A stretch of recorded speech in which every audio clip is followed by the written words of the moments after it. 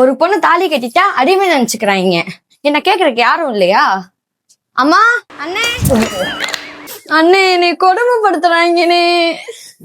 ஏய், என்ன வாரத்துக்கு 2 தடவை உன் மாமியார் வீட்டுல சண்டை விட்டு இங்க வந்துட்டு இருக்க?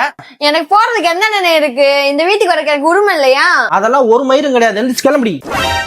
அப்பனா இந்த வீட்டுல எனக்கும் பங்கு இருக்குல்ல, சொத்தை பிரிச்சு கொடு, அப்பனா நான் போறேன்.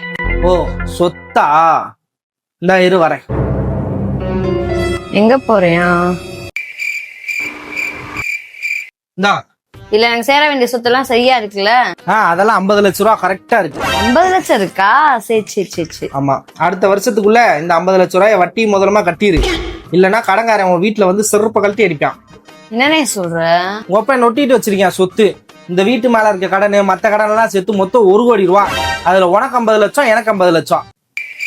அண்ணே, ஒரு நிமிஷம் இதை பிடியே. ஏய், எங்க கிளம்புற? நான் என் புருஷன் வீட்டுக்கே போறேன்.